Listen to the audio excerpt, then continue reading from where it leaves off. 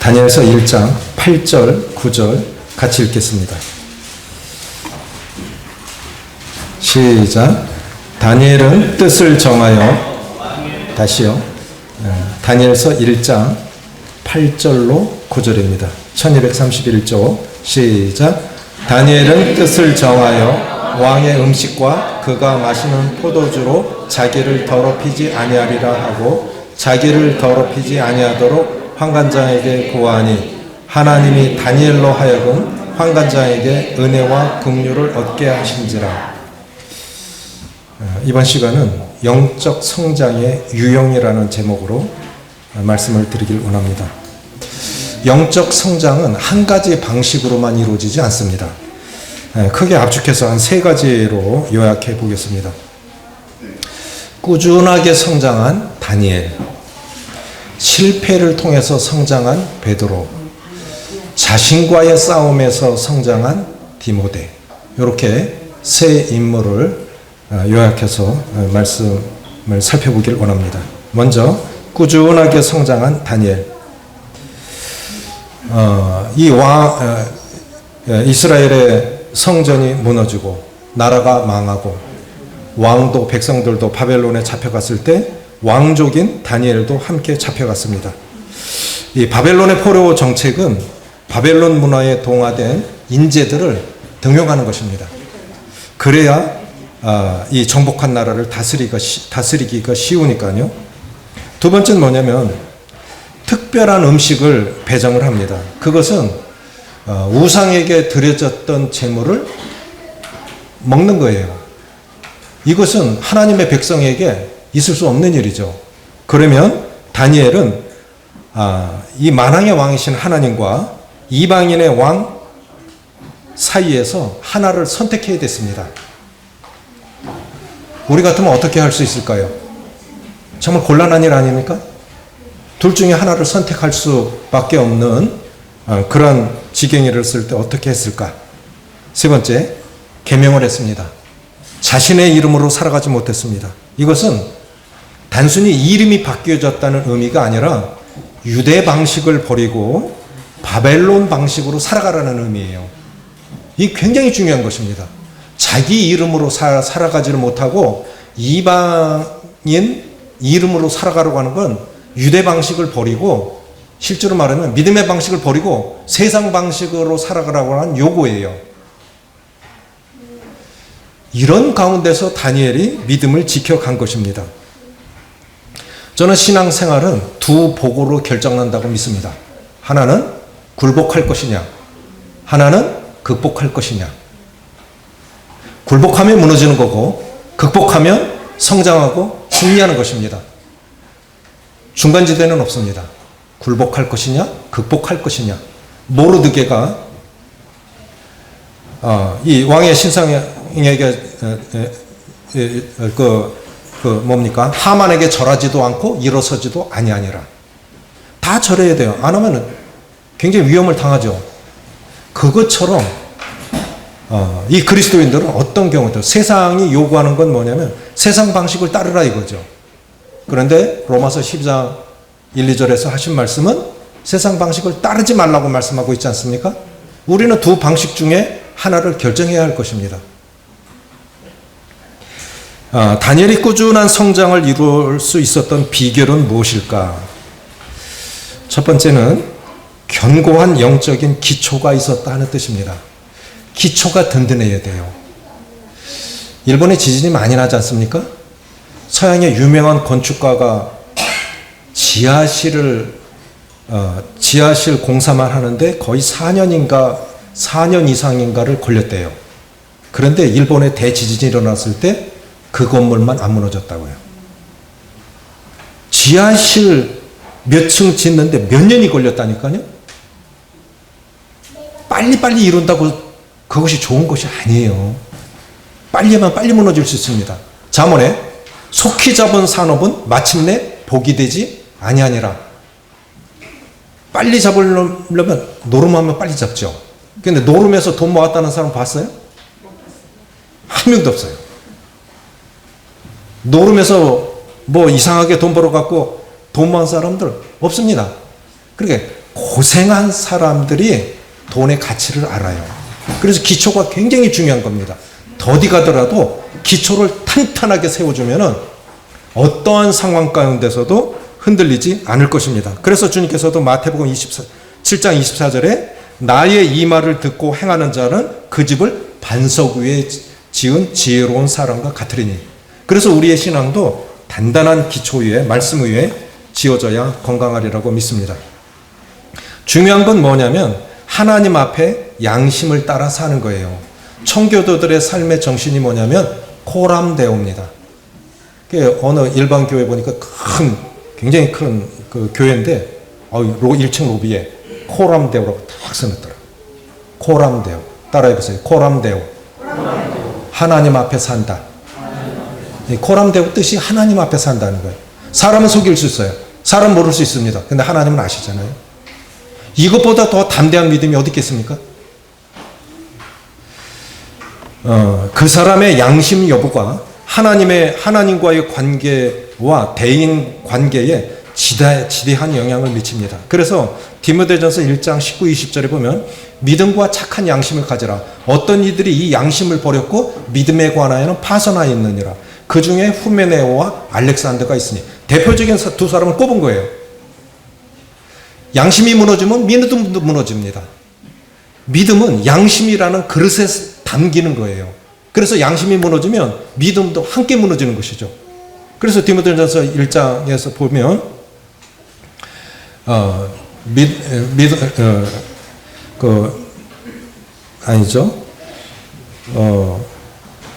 디모데전서 1장 한번 보시겠습니다.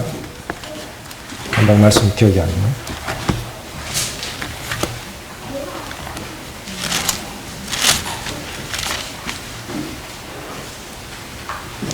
(5절) 아니죠.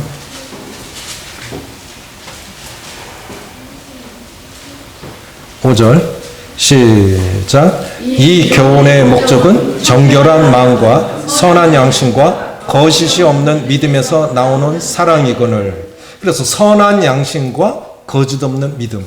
우리가 우리 자신뿐만 아니라 우리 자녀들에게도 대대로 영적인 유산을 물려줄 것이 있다면 바로 이거 아니겠습니까?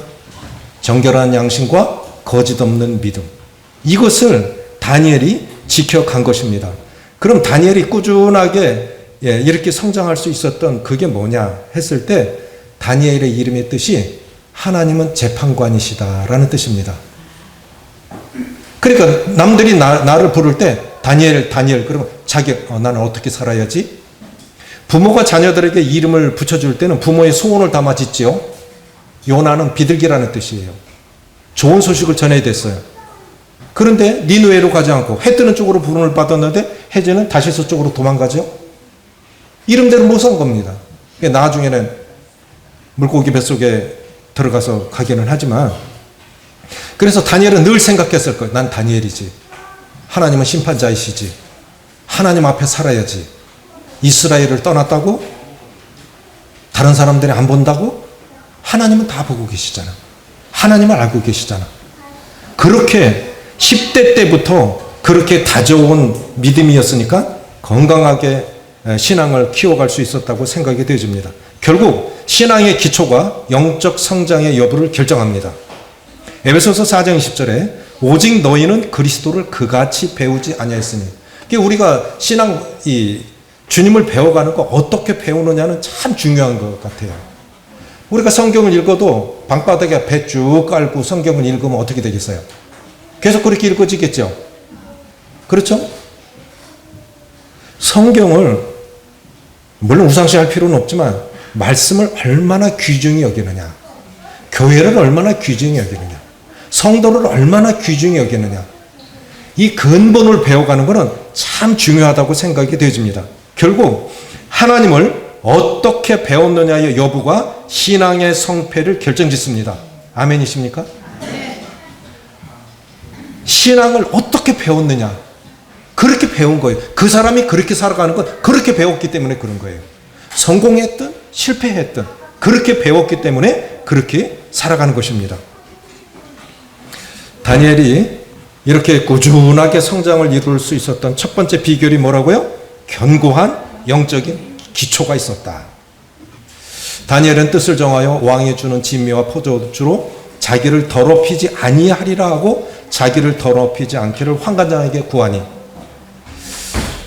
이렇게 이름처럼 그렇게 살리라고 결심했던 것 같고, 두 번째는 그런 이 유대 방식을 버리고 이방 바벨론의 방식으로 살아가라고 요청받았을 때 다니엘이 결심을 한 거예요. 깨끗한, 어떤 결심을 했느냐면 깨끗한 양심을 지키겠다고 하는 결심. 두 번째, 하나님께서 원하시는 삶을 살겠다고 하는 결심. 세 번째, 기도하기로 결심을 합니다. 그 기도의 결과가, 이렇게 결심한 결과가 건강이 더 좋아졌어요. 고기도 안 먹는데 더 건강해졌어요. 잠언 17장에 보면 마음의 근심은 뼈를 마르게 한다 하죠. 그렇죠? 아마 고기 먹으면 뭐예요? 이거 하나님 우상에게 드려졌던 제물인데 이걸 먹어? 아마 탈났을 거예요. 그런 거 먹으면. 근데 기쁨으로 먹으니까 채소만 먹는데도 건강이 더 좋아졌다고요. 지혜롭게 됐습니다. 하나님께서 높이셨어요.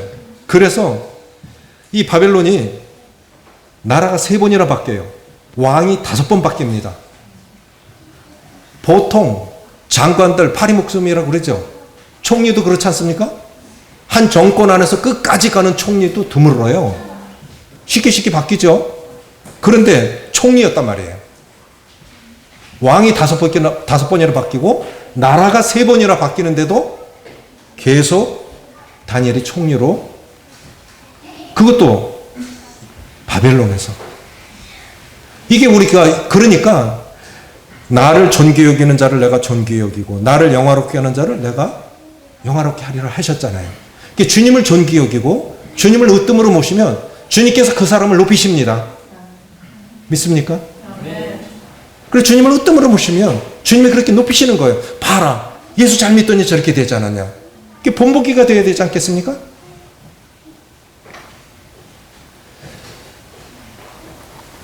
그래서 다니엘이 꾸준한 성장을 이룰 수 있었던 이유, 견고한 영적인 기초가 있었다. 두 번째, 영적인 결단력이 있었다. 누군가 이런 말씀을 하셨는데요. 아무 일도 시도하지 않으면 내가 무슨 일을 할 수 있는지 알 수 없고, 아무 일에도 모험하거나 도전하지 않으면 내가 어떤 일에 부름 받았는지 알 수 없다. 저는 이게 중요하다고 봐요. 아무 일도 시도하지 않으면 내가 무슨 일을 할 수 있는지 몰라요. 시도했기 때문에. 사실 사람이 물로 뛰어든다는 건 그거는 가라앉는 거 아닙니까?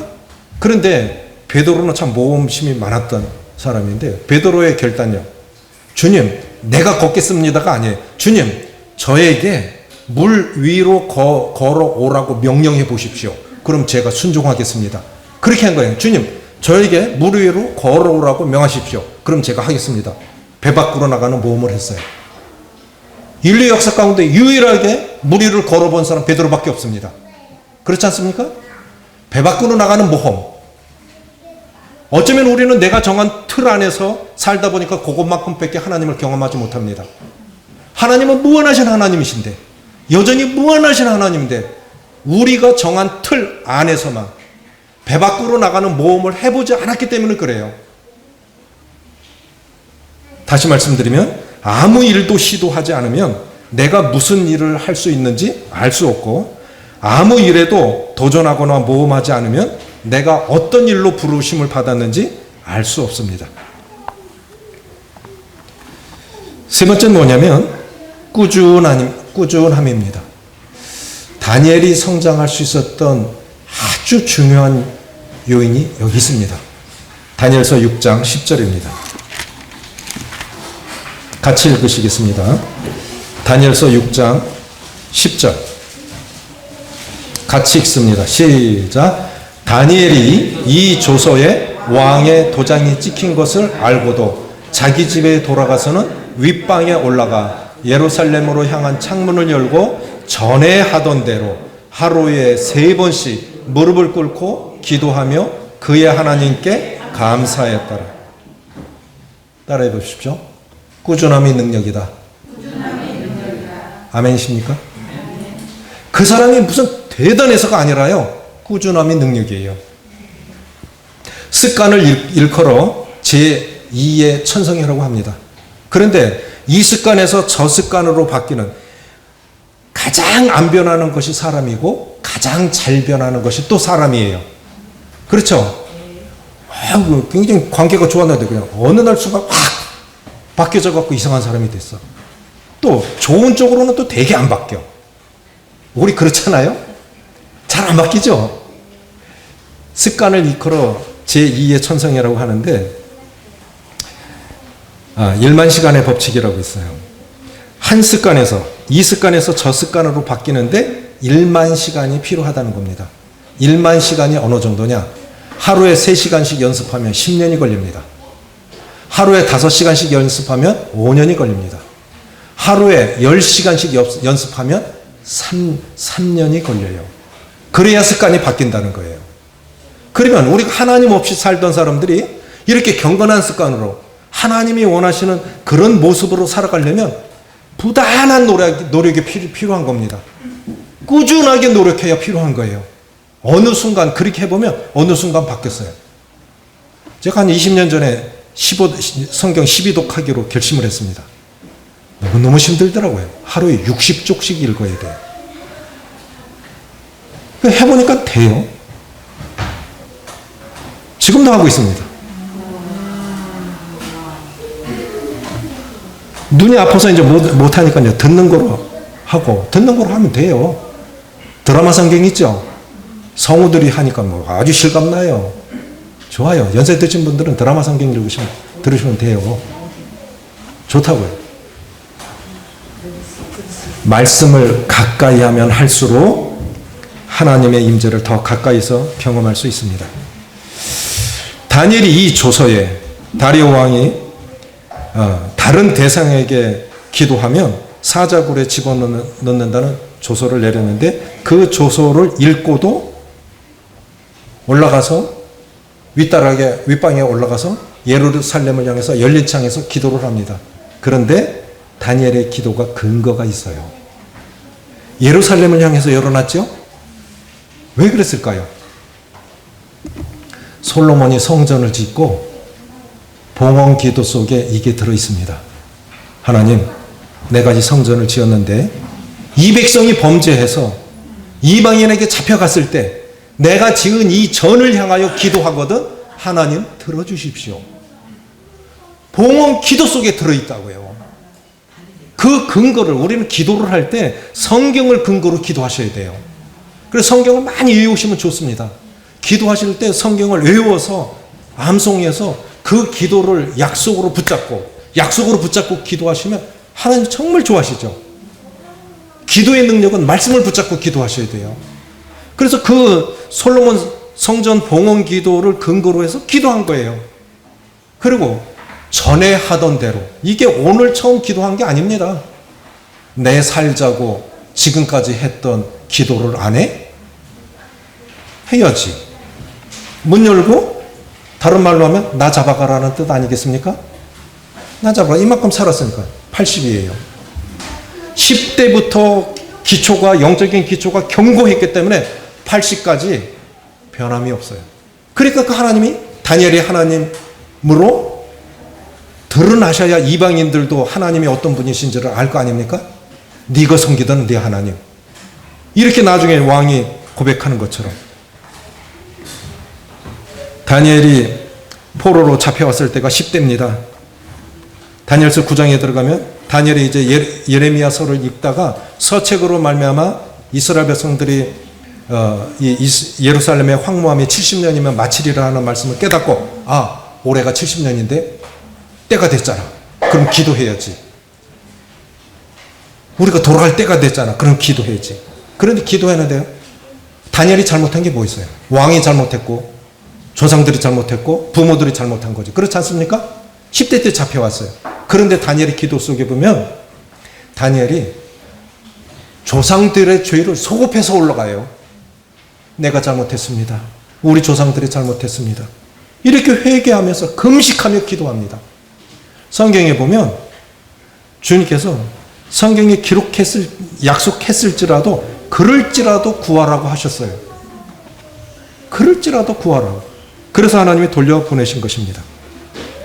80년 동안 한결같은 기도 생활, 한결같은 경건 생활, 그것이 다니엘을 의로운 사람, 경건한 사람으로 만들어 주었습니다. 믿음의 용기와 영성은 하루아침에 만들어지는 것이 아닙니다. 80년간의 거룩한 습관이 생명이 위협받는 상황 속에서도 금식하며 감사하게 했습니다. 6장 10절에 기도하며 감사하였더라. 이것이 다니엘의 기도의 특징이에요. 주님도 그러시죠.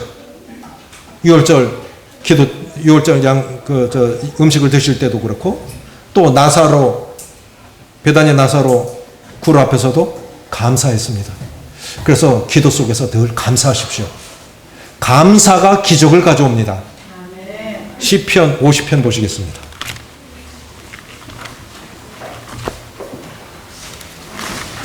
기도하실 때 꼭 감사하십시오. 시편 50편 14절 15절입니다. 같이 읽습니다. 시작. 감사로 하나님께 제사를 드리며 지존하신 이에게 내 서원을 갚으며. 죄송합니다. 그 23절 시작. 감사로 제사를 드리는 자가 나를 영화롭게 하나니 그의 행위를 옳게 하는 자에게 내가 하나님의 구원을 보이리라.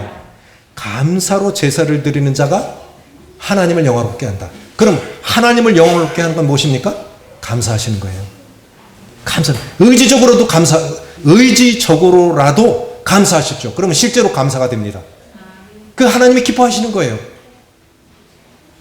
그리고 그 시가서의 특징은 뭐냐면 똑같은 단어를 2번 반복해서 쓰지 않는다는 원칙이 있어요. 그래서 여기 보면 감사로 제사를 드리는 자가 나를 영화롭게 하나니 그의 행위를 옳게 하는 자에게, 그 행위를 옳게 하는 것이 바로 감사예요. 그럼 우리가 옳은 행위가 뭐냐? 원망불평이 아닙니다. 저는 부부간에도 뭐 이렇게 저렇게 이제 부부 사이에 얘기할 수 있잖아요. 그럼 제가 한번 걸어가면서도 운동하면서도 그래. 여보 그만해. 하나님이 그 말 기뻐하실까? 아 맞아요. 우리가 그냥 특별히 문제가 있어서가 아니라도 뭐 누구에 대해서도 아니면 뭐 다른 것에 대해서도 이렇게 좀 부정적인 말 할 수 있잖아요. 그럴 때 하나님이 그 말을 기뻐하실까? 감사해야지. 감사로 제사를 드리는 자가 나를, 하나님을 영화롭게 하나니. 그래서 공적으로 모여서 예배 드리는 것도 중요하지만 개인 예배는 실제로 예배적인 삶이 예배가 아니겠습니까? 그래서 감사로 제사를 드리는 자가 나를 영화롭게 하나니. 감사가 하나님을 영화롭게 하는 겁니다. 그 행위를 옳게 하는 자에게 내가 하나님의 구원을 보이리라. 모든 문제를 해결해 주시겠다는 거예요. 감사하면. 일본에서 실제로 어느 분이 너무너무 아팠어요. 백약이 무효예요. 의사도 못 고쳐요. 그랬을 때 일본 의사가 뭐라고 그러냐면 감사해 보십시오. 실제로 있었던 일이에요. 감사요법을 말한 거예요. 감사할 거리가 있어야지. 의지적으로 만들어서 감사를 시작했는데 어느 날부터 누워서 움직이지도 못하던 사람이 일어났어. 어느 날 걸어. 기적이 일어난 거예요. 감사하십시오. 감사하면 기적이 일어납니다. 하나님이 기뻐하시는 일이에요. 많이 감사하시길 바라요. 실제로 감사 제목이 많습니다. 그래서 80년간의 거룩한 습관이 생명이 위협받는 상황 속에서도 기도하며 감사하는 삶을 살겠습니다. 다시 말씀드립니다. 꾸준함이 능력입니다. 그래서 에베소서 6장 24절에는요. 우리 주 예수 그리스도를 변함없이 사랑하는 자들에게 은혜가 있을지어다. 어떤 자에게 은혜가 있을 것이라고요? 변함없이 사랑하는 자들에게. 변함없이 교회 생활하고 변함없이 주님 앞에 살고. 그래서 꾸준함이 능력입니다. 이렇게 꾸준하게 성장한 다니엘이 있었던 반면에 반대의 삶으로 성장한 사람도 있습니다. 그것이 베드로입니다. 실패를 통해 성장한 베드로. 베드로는 기복이 심했던 사람입니다. 냉탕과 온탕을 수시로 오갔던 사람입니다. 사람으로서는 최고의 고백을 했어요. 사람들이 날 누구를 하느냐? 너희는 나를 누구라 하느냐? 했을 때 베드로가 주는 그리스도시요 살아계신 하나님의 아들이니라. 주님이 얼마나 기쁘셨던지 바요나 시모나. 바라고 하는 건 아들입니다. 요한의 아들아. 바요나 시모나. 내가 복이 있도다. 이를 내게 알게 하니는 내가 아니라 하나님이 하신 거다. 사람이 받을 수 있는 최고의 칭찬을 받았어요. 그런데 주님도 뭐라 그러냐면 내가 이제 죽을 거야. 나 죽을 거야. 그러니까 베드로가 뭐라 그랬습니까? 그리 마소서 했는데 이걸 쉽게 직역하면요. 유치원 선생님이 유치원 선생님에게 그러면 안 돼! 이 뜻이래요. 선생님한테 주님께 그러면 안 돼요. 주님을 책망한 거예요. 그래서 뭔 소리 들었죠? 사탄아 물러가라. 그러니까 조금 전에는 이렇게 야 놀랍다. 너 진짜 대단하다. 그리고 조금 후면 사탄 소리. 근데 실제로 보면 베드로의 삶의 모습도 우리 속에 있지 않습니까? 그러니까 우리는 어떤 면에서 어느 부분은 다니엘처럼 꾸준한 부분도 있고 어떤 부분은 베드로 같아요. 빠졌다 그냥 수시로 냉탕 온탕을 오가는 헌신의 열정은 좋은데 다듬어지지 않은 것이 문제입니다. 그래서 성장해야 할 필요가 여기 있습니다. 이방인들과 식사하다가 바울이 오자 도망가기도 해 참 부끄러운 모습을 보이기도 했습니다. 이렇게 실패한 사랑하는 주님을 저주하며 부인했던 베드로. 어떻게 보면 신사참배했던 사람이 다시 목회할 수 있을까? 예를 들어서 6.25 때 예수님 사진을 초상화를 놔놓고 교인들을 침 뱉고 다 지나가. 그러면 살려줄게. 그러니까 목사님도 살기 위해서 침 태뱉고 예수님 초상화를 밟고 지나갔어요. 그런 사람 다시 목회할 수 있습니까? 그런 지도자를 누가 따를까요? 그렇지 않습니까? 주기철 목사처럼 주기철 목사님 아내니 돌아올 생각하지 마세요. 감옥에서 죽으세요. 그래서 옥사한 거 아닙니까? 그래야 사람이 따르는 거 아닙니까? 그런데 사랑하는 주님을 저 한 번도 아니고 3번이나 저주하며 부인했습니다.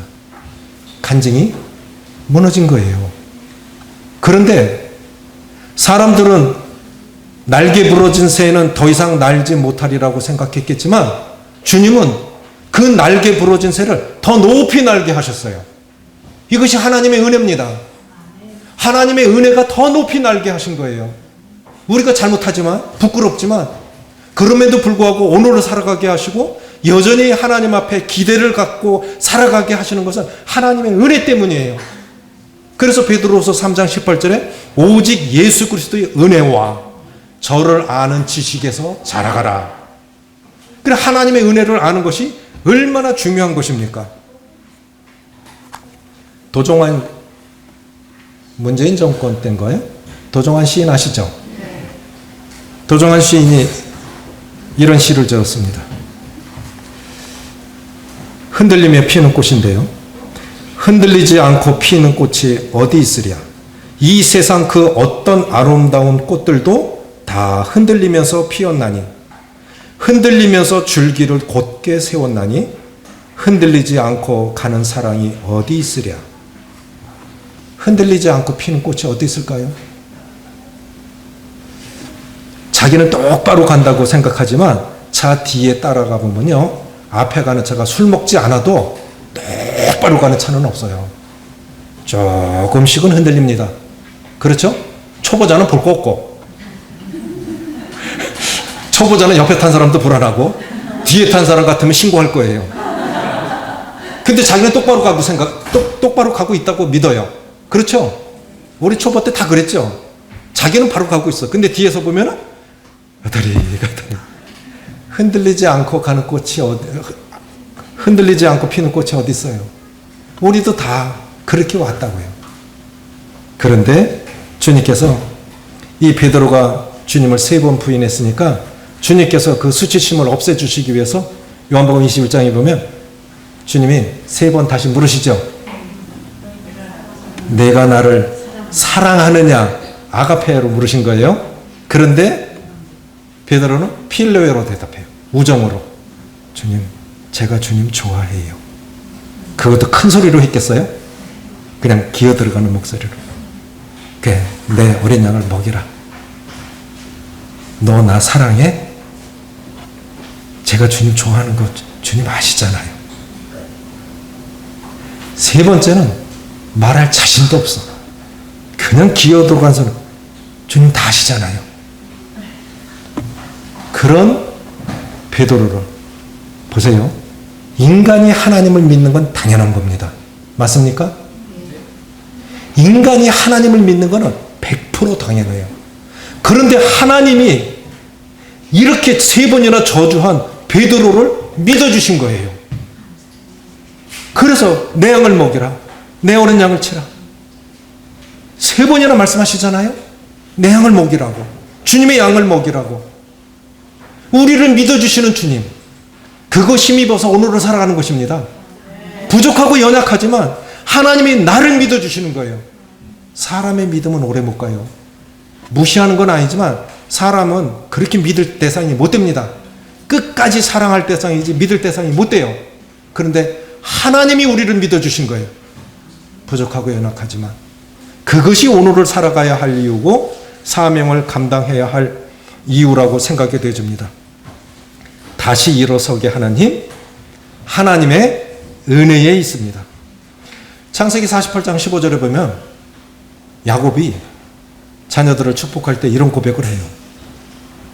내 조부 아브라함과 이삭이 섬기던 하나님, 나의 나무로부터 지금까지 나를 기르신 하나님. 가끔씩 자신에게 이렇게 물어보십시오. 성경을 내 말로 한번 정의해 보세요. 아브라함의 하나님? 이삭의 하나님? 야곱의 하나님? 그 하나님 말고 다른 사람 하나님 말고 내 하나님 어떤 하나님이죠? 내 말로 정의해 보세요. 내 말로. 유튜브를 보니까 트럼프 대통령 이제 취임하기 전에 어느 지역을 교회를 방문하기로 했나 봐요. 그래서 이제 트럼프가 즉석 연설 잘합니다. 연설 끝내고 질문을 받기로 했나 봐요. 그래서 몇몇 사람들 중에 몇몇 질문을 받기로 했는데 어린 아이에게도 질문을 받겠다. 그래서 한 명이 정해졌어요. 그런데 그 아이가 나는 트럼프 대통령에게 질문할 때 평소에 할머니가 쓰시던 성경을 들고 갈 거야. 그러니까 그 부모님이 뭐라 그러냐면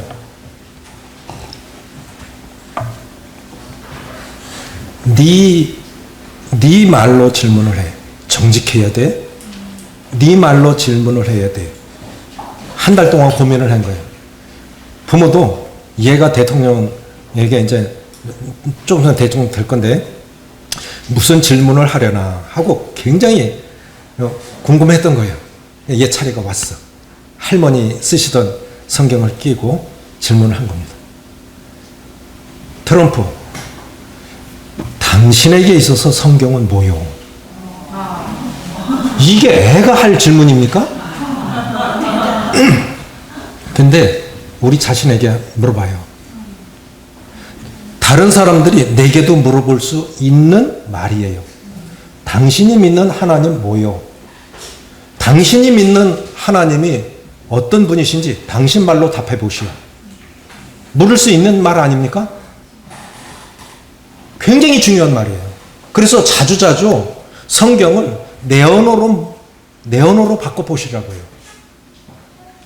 그런데 트럼프가 답을 못해. 어린아이가 물은 이 질문에 답을 못해. 한참 지나더니 트럼프가 뭐라 하냐면 글쎄 말이다. 나도 어려서 이게 궁금했어. 할아버지가 항상 그렇게 물으셨거든. 트럼프 할아버지가 자신에게 넌 성경이 너에게 대해서 뭐라고 생각해? 너에게 있어서 성경은 뭐야? 자신에게 이걸 계속 물었다는 거예요. 트럼프가 곰곰이 이렇게 생각을 하면서 트럼프가 뭐라 하냐면 내 인생의 전부야. 박수 칠 일이죠. 그렇게 물은 아이도 그렇게 답한 사람도 훌륭하지 않습니까? 우리 성도님들은 어때요? 성경 내 인생의 전부죠. 교회 내 인생의 전부죠. 안 그렇습니까?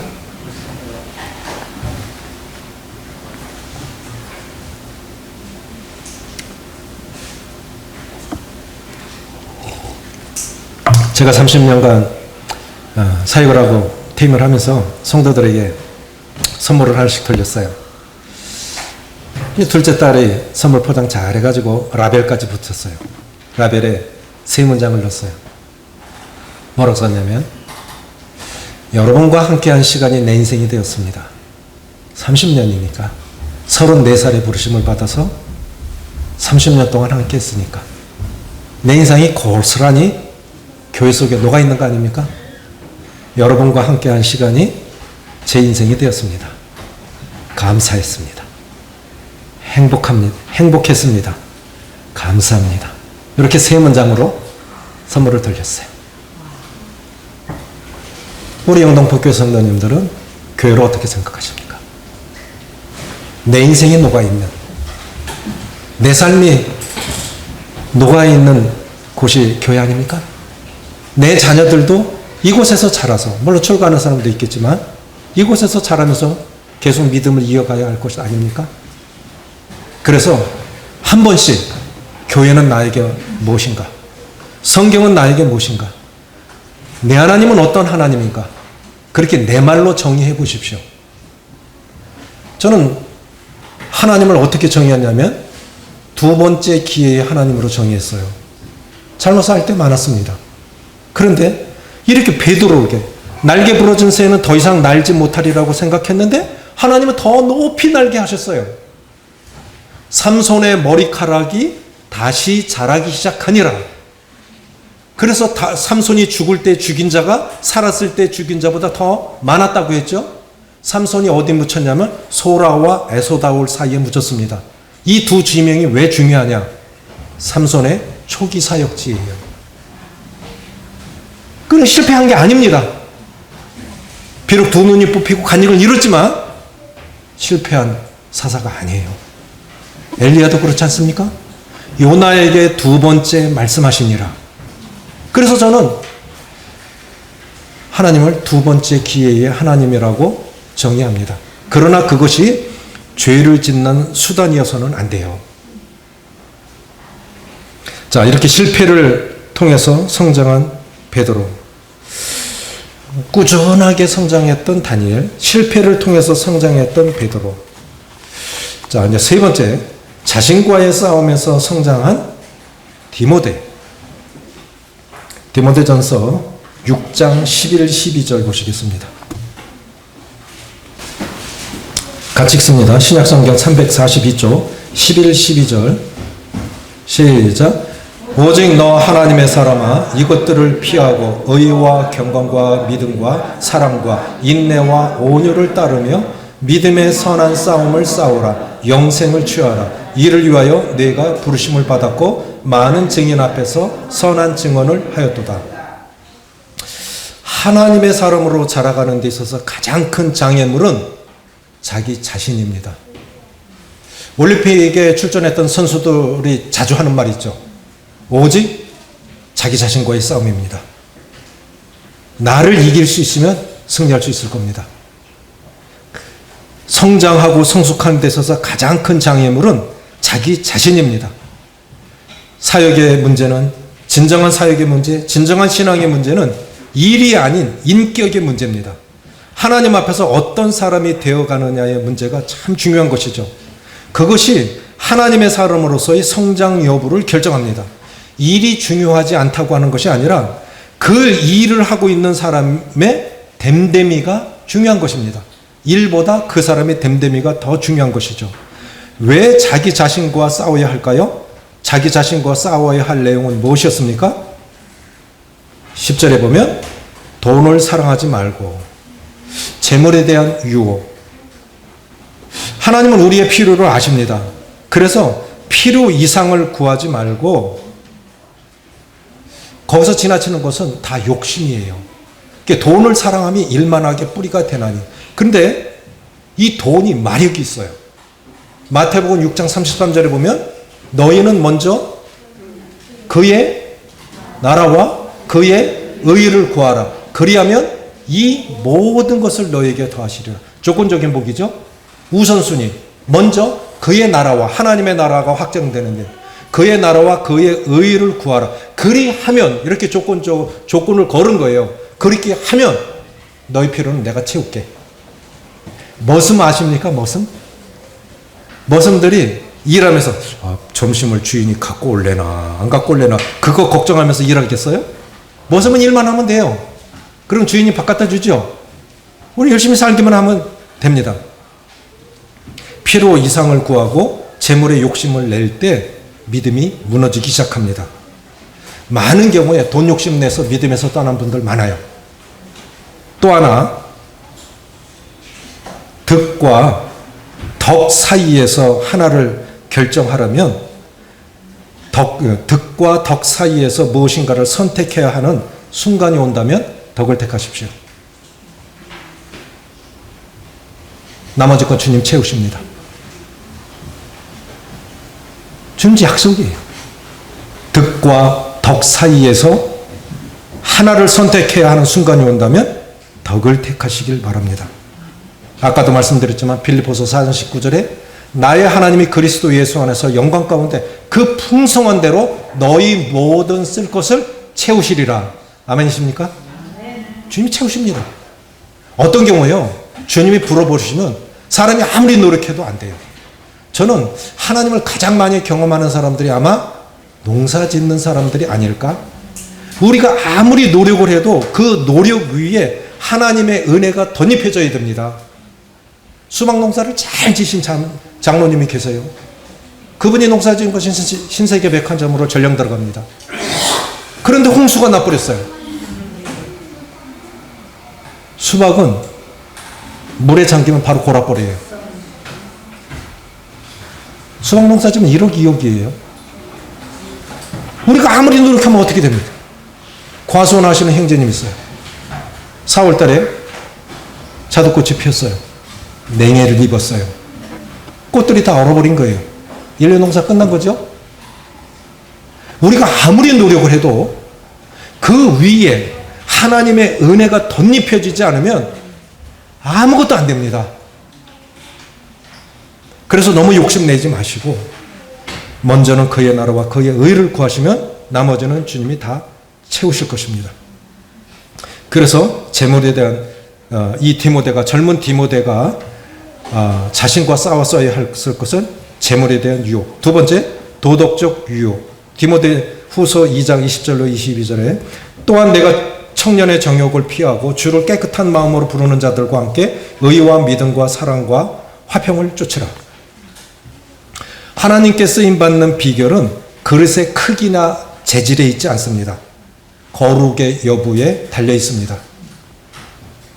종재기는 어디 있습니까? 종재기 아세요? 요만한 종재기. 대접은 어디에 써요? 냉면 담을 때. 냉면 담는 대접에 간장 따르는 사람 봤어요? 간장은 어디다 담죠? 종재기에 담아요. 그럼 꼭 필요한 거죠. 그렇죠? 그릇의 크기나 재질에 있지 않고 거룩에 달려 있습니다. 나를 거룩하게 하면 하나님께서 거룩하게 쓰시리라고 믿습니다. 삼손의 뜻이 태양이란 뜻이에요. 태양 같은 힘을 가졌지만 자신 안에 불타는 정욕을 다스리지 못해서 실패했습니다. 다윗도 하나님의 양무리를 다스리기 전에 자신 안에 있는 정욕을 다스려야 됐는데 다스리지 못해서 밧세바 사건이 일어났습니다. 자기 자신을 지킬 수 있는 유일한 비결, 디모데전서 4장 5절입니다.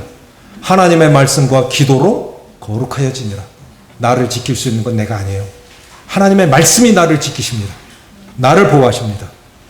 세 번째는 뭐냐면 불필요한 변론을 피하라. 디모데전서 6장 20절에 디모데야, 망령되고 헛된 말과 거짓된 지식에 변론을 피함으로 내게 부탁한 것을 지키라. 우리 때때로요, 이렇게 지금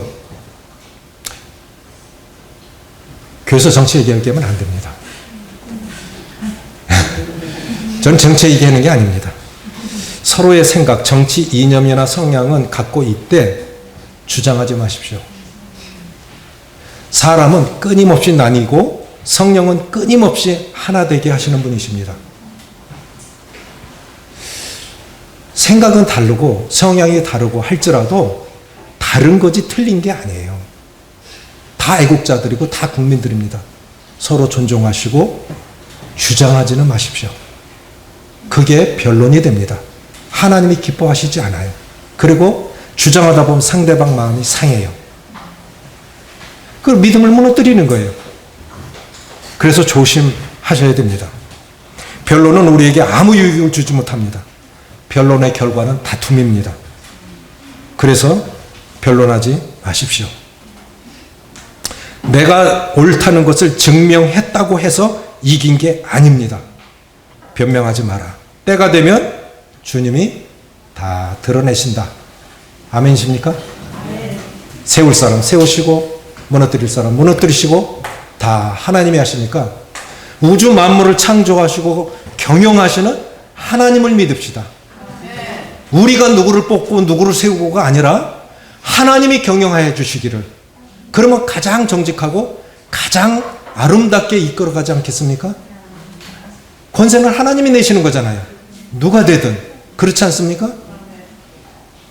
네 번째, 디모데가 조심해야 했던 것, 네 번째, 연소함에 대한 무시입니다. 디모데전서 4장 12절에 누구든지 내 연소함을 업신여기지 못하게 하고 오직 말과 행실과 사랑과 믿음과 정절에 믿는 자에게 본이 되어. 사도 바울이 3년간 머물면서 2년간 두란노 소원에서 매일같이 성경을 가르쳤던 에베소 교회. 자, 생각해 보십시오. 그때 몇만 권이 있었다고 그래요.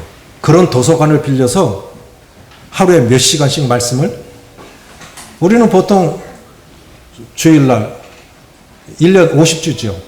그럼 50주 수요일날 그러면 한 100번 말씀 듣잖아요. 그런데 2년간 하루에 만약에 한 4시간씩 2년 동안 매일매일 말씀을 들었다 하면 에베소 성도들은 엄청나게 많이 들은 거예요. 그렇죠? 살다시피 한 거예요, 말씀으로. 그런 교회에 지금 디모데가 후임 사역자로 간 거예요. 그럼 에베소 성도들이 애송해 왔구만. 디모데, 내가 저 교회 가서 어떻게 사역을 해?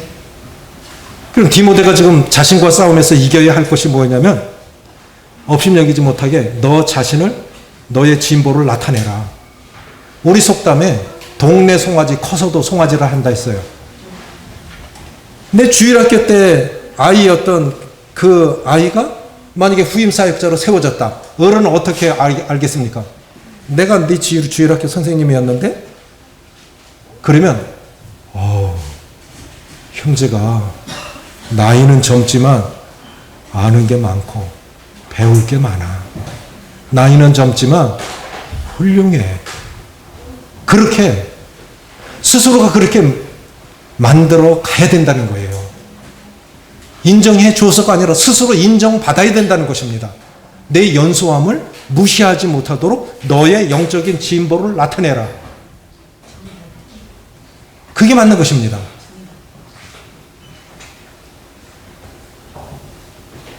그것이 젊은 디모데가 극복해야 할 장애물 중 하나였습니다. 그리스도인이 주위 사람들에게 존중받고 신뢰받기 위해서는 영적으로 자라가야 하고 본이 되어야 합니다. 우리가 어쩌면 복음이 더디 전해지는 이유도 내가 더 성장하지 못해서이지 않을까요? 그렇지 않을까요? 더 진보를 나타냈어야 되는데 완전한 사람은 아니지만 배울 게 많아. 훌륭해.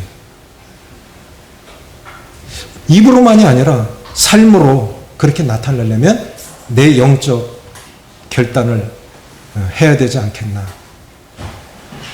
수영에 와서 하루에 3시간씩 말씀 듣는 교회 잘 없어요. 영등포교회 성도님도 훌륭하십니다. 듣는 거로 그치지 마시고 이 들었던 말씀들 이제 돌아가셔서 삶 속에 적용하시고 결단하시기 바랍니다. 자, 영적인 성장은 한 가지 방식으로 이루어지지 않는다 했죠. 첫째, 꾸준하게 성장한 다니엘처럼 꾸준함이 능력이다. 두 번째, 그러나 우리 연약해서 실패를 통해서도 배울 수 있다. 하나님이 이런 나를 받아주시고 믿어주신다고 하는 거, 그 은혜 아닙니까? 또 한 번 일어나 보는 겁니다. 세 번째, 자신과의 싸움에서 성장한 디모데.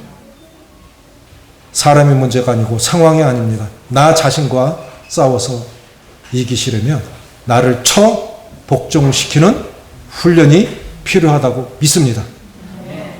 우리 유튜브 한두 시간 가는 거 일도 아니죠. 뭐 이렇게 조금 보면은 한두 시간 그냥 지나가죠.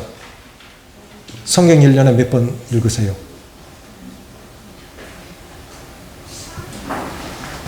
(1년) 12독 하려면요 성경 2시간 읽으면 됩니다. 유튜브 한두 시간 금방 지나가요.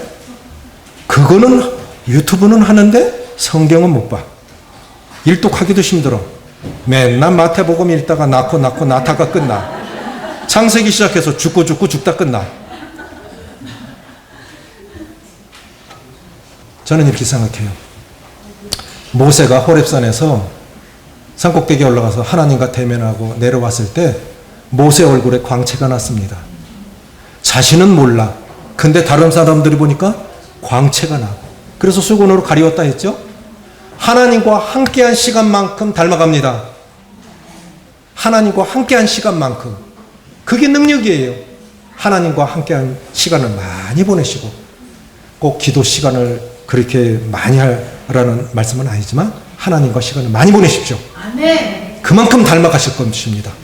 닮아간 것만큼 능력 있는 삶을 살 수 있고 하나님이 기뻐하시리라고 믿습니다. 기도하시겠습니다.